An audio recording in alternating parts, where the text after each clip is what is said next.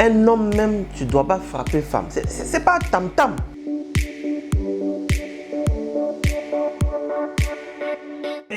La porte de la douche, ça s'est gâté. Hein. Les gens ils ouvrent comme si on ne peut pas fermer. Si tu peux arranger aussi, c'est bien.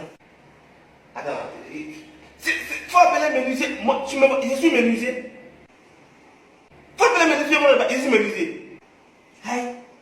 Mais ça, c'est ton travail normalement. Il y a souvent mes bébés. Je suis même voir mon ami Kwakula. Faut te débrouiller, toi. Moi, c'est Stony. À l'état civil, Élysée Damo.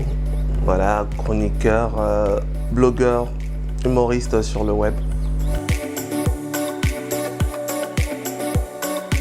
On va dire en 2015.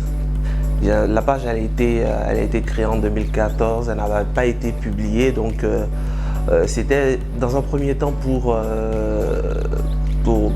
ma carrière artistique, chanteur entre griffes, que je l'avais créée, et par la suite j'ai décidé de la publier en 2015 et j'ai fait une première vidéo sur des buzz qui se passaient en ce moment-là, donc j'ai vu que les gens aimaient beaucoup les prises de position et puis bon, on a continué là-dedans, donc c'est 2015, on va dire la date de départ. Stony, c'est comme la page Les Bêtes de Stony.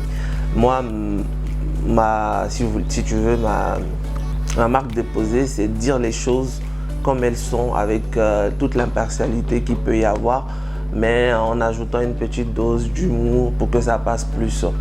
Voilà, donc c'est un peu ça. Après, ça peut être sous forme de sketch, sous forme de vidéo, d'énonciation. Le plus important, c'est de faire ressortir des faits qu'on a dans la société ou qui impactent négativement la société pour donner un message derrière.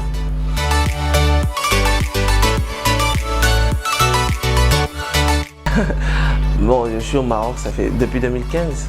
Donc, depuis 2015, comment ça s'est mis en place? Moi, quand je suis arrivé, j'étais tout seul dans mon coin. Hein.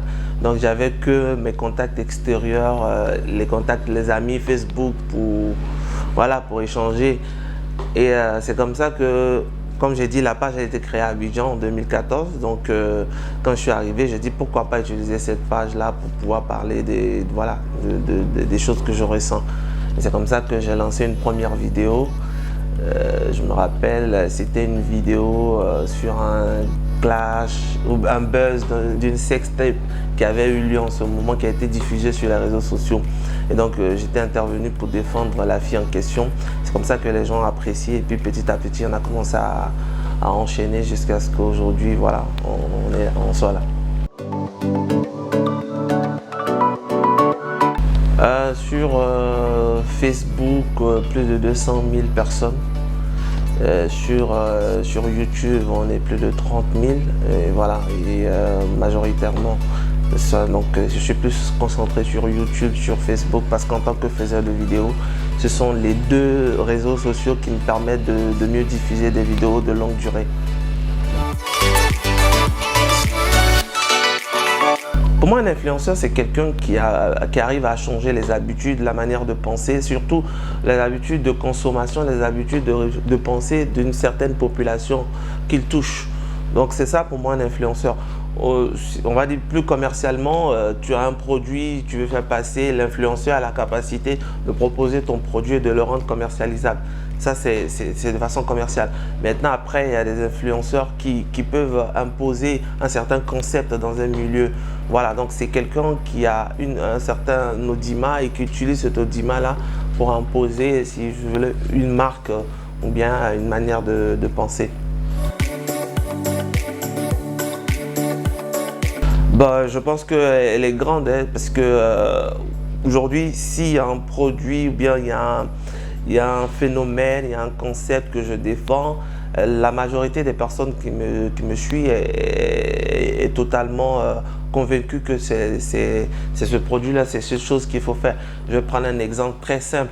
La dernière fois, il y avait eu au niveau de l'aéroport à Abidjan, un jeune qui venait ici au Maroc et les douaniers lui ont demandé de l'argent pour passer, ce qui n'est pas normal. Voilà. Nous, quand on a entendu parler de cette affaire, on a fait une vidéo où on a dénoncé justement cet état de fait-là. Et le fait de faire une vidéo pour dénoncer cet état de fait-là, ça a vu que toutes les personnes qui avaient vécu ce cas, mais qui n'osaient pas en parler, du coup, on commençait à en parler. Et puis, les autorités ont pris conscience que vraiment, il y avait un bon nombre de personnes qui avaient subi ces inégalités-là. Et du coup, on remédiait à cette situation. Pour moi, c'est ça l'influence que tu peux avoir sur les gens. Voilà, donc je pense que les sujets aujourd'hui que j'aborde, que ce soit au niveau des faits de société, people ou autres, quand tu regardes l'atmosphère au niveau de tous les blogueurs, c'est généralement ce genre de raisonnement que tout le monde suit. Donc si Stony aujourd'hui il fait une vidéo pour parler d'un sujet, les autres forcément ils sont amenés à dire à peu près la même chose parce qu'on reste toutefois impartial.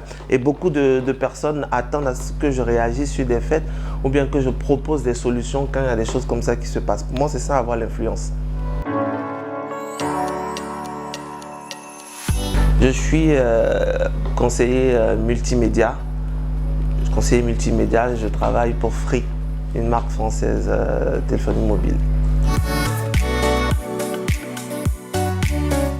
Non, c'est pas facile parce que ça nous prend beaucoup de temps.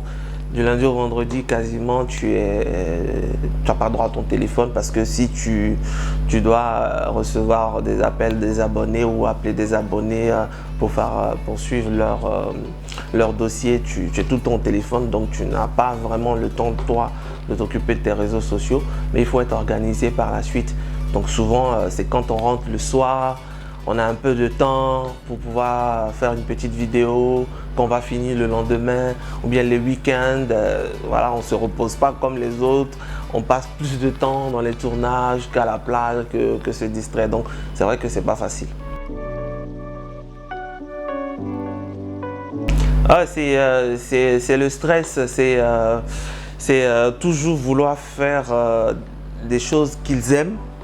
Et ça fait que souvent, on n'a pas vraiment de vie pour nous-mêmes. Parce que être présent sur les réseaux sociaux, ça demande vraiment beaucoup d'organisation quand on sait qu'on travaille derrière. Donc, moi, je dirais que souvent, on a nos moments de peine, de tristesse.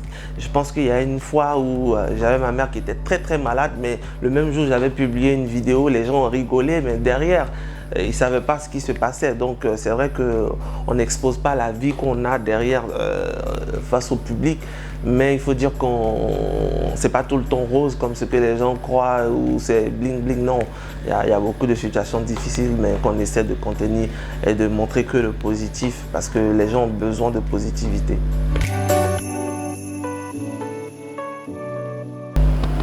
Au départ, moi, je ne visais pas un modèle économique. Je voulais dire mes vérités, je voulais m'exprimer. Maintenant, c'est vrai qu'on tend vers la commercialisation de ce qu'on fait.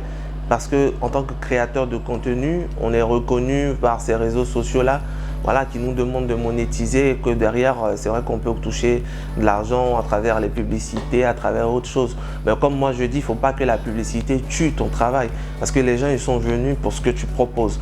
Donc même si tu vises un modèle économique, il faut faire en sorte que ça ne soit pas voilà, 60% de contenu que tu proposes aux gens.